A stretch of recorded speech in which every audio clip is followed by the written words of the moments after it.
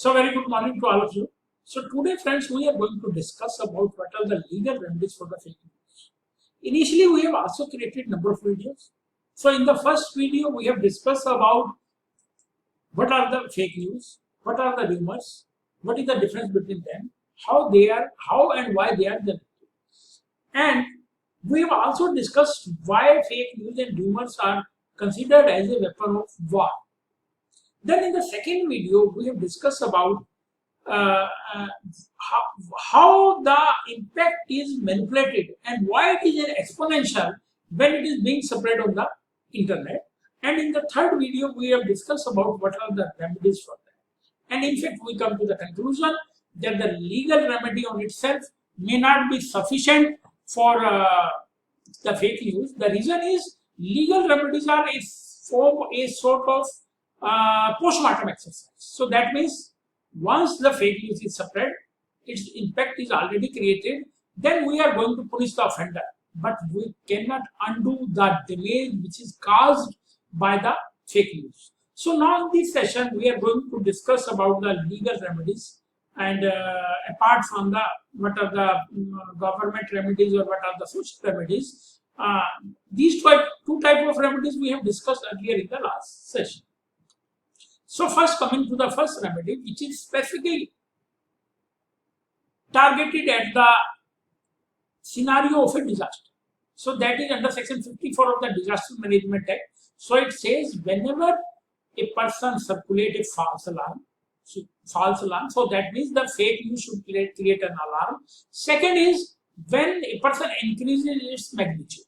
So I have given one example that if a person says that in Delhi 30,000 people have died and 50,000 people have become a victim of that coronavirus, which he knows is false and have been created with the intention to create an alarm, and the person have increased the magnitude, then it would be an offence under section 54 of the Disaster Management Act.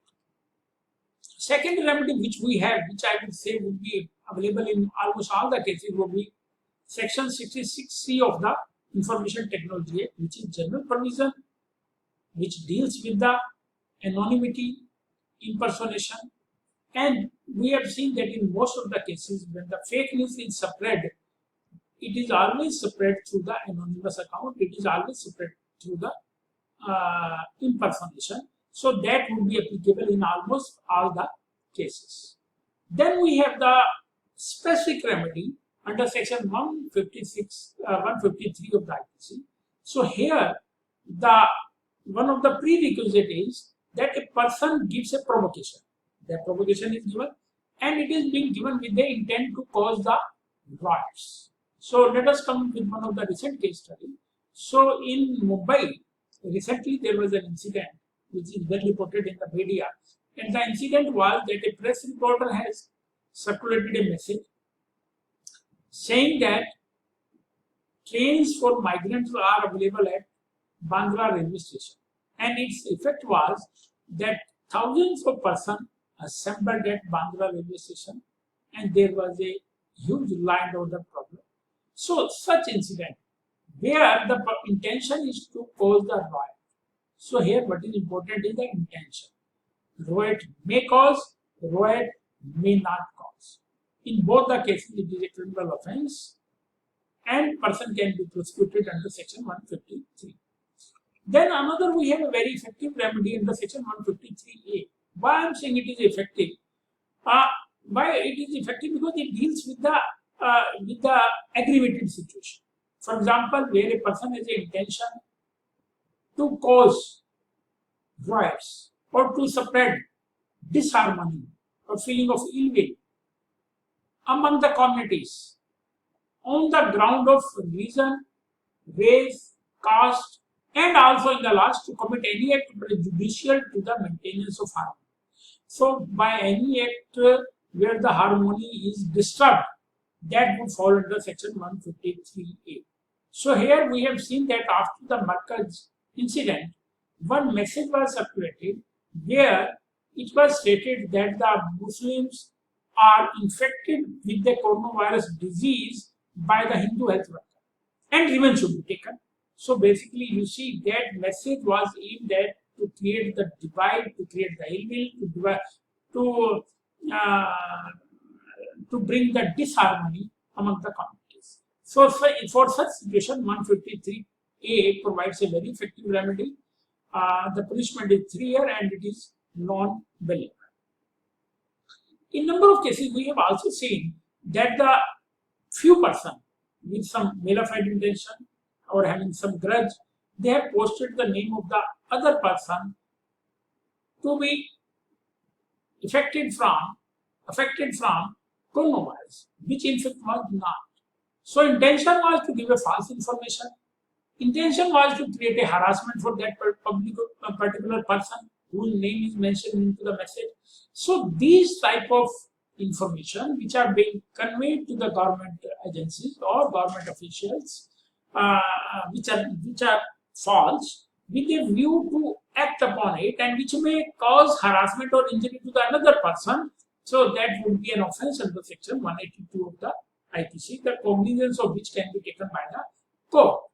Then we have the another very effective remedy. In fact, I would say that is squarely made out for the coronavirus situation.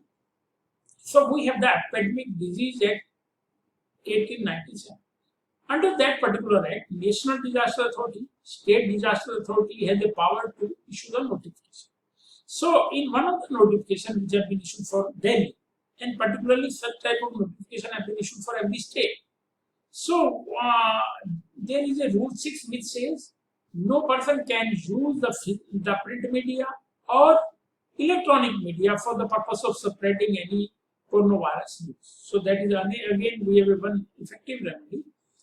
So now the issue is what would happen if a person violates. So then the action can be taken under section 188 of the Indian Penal Code, and FIR can also be registered for the said purpose. So then coming to the other remedies under the IPC, and which I would say are the effective remedies. So if a person do any with a unlawful intention or a negligent intention, which result into spread of disease. So kindly appreciate. Here I am saying the negligent act. So it's very simple. If a person tell anyone, please take this herb and you will be cured,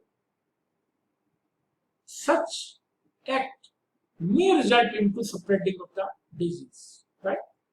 So in such cases, again, they would be punishable, even though there is no mens here. So negligence is sufficient.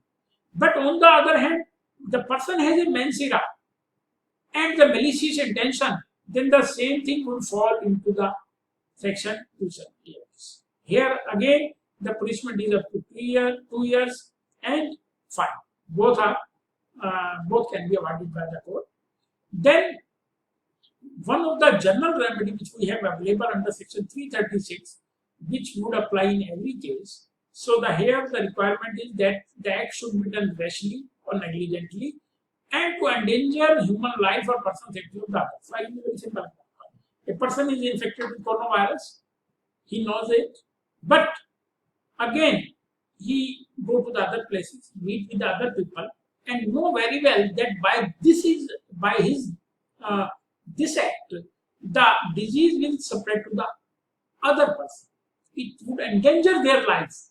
Then such act also can be covered under section 336 of the IPC, which is again a cognizable offence, and the punishment provided is up to 3 months of the jail. Then we have seen that in most of the cases where the fake news are being spread, they are always being spread through some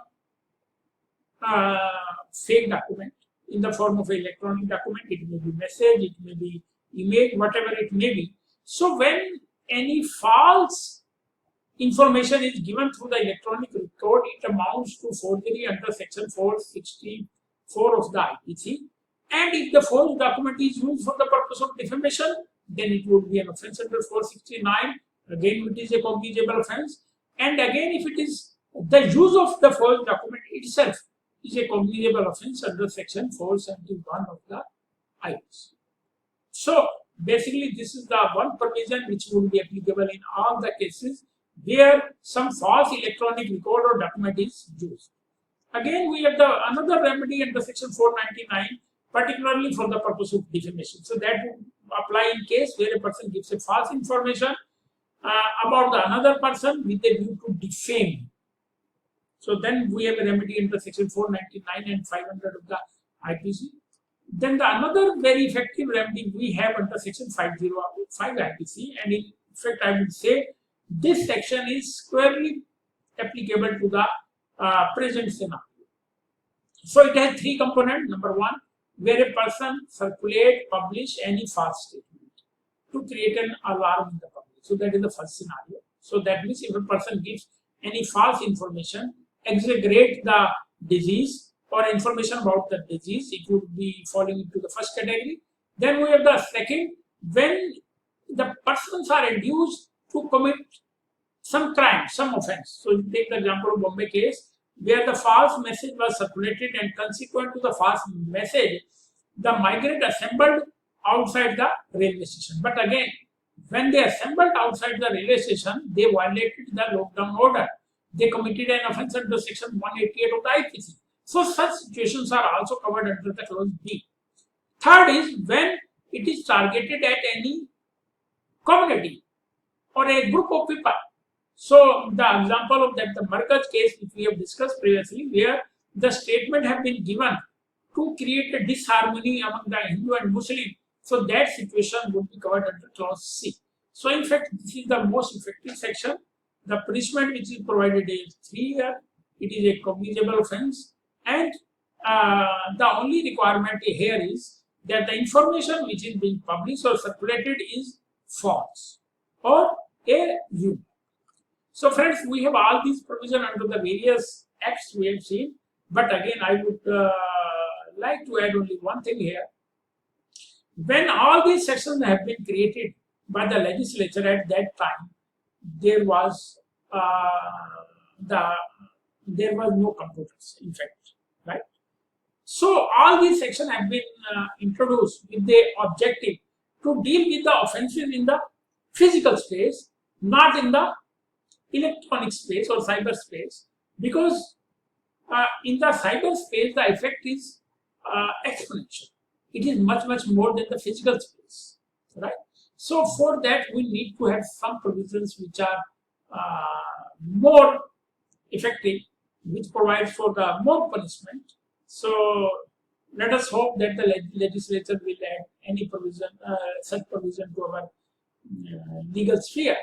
And now in the end, I would request you that if you have any question on it, you have any comment upon it, you have any suggestion to it, please write to us on our email ID helpline@cyberpundit.org. With this, all our videos on this particular aspects are complete. Still, if you think there is any question which we need to take, if there is any issue which we need to introduce, please write to us. We will certainly introduce this. Thank you. Thank you.